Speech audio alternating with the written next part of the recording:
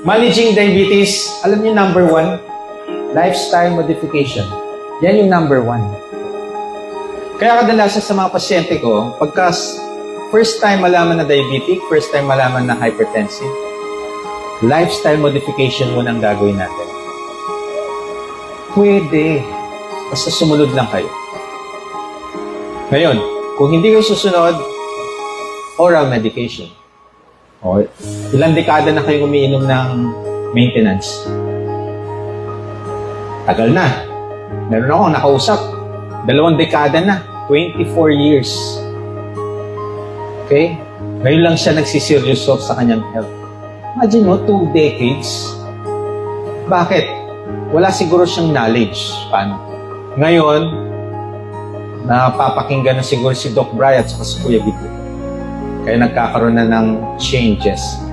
Bakit po ba kayo nandito ngayon?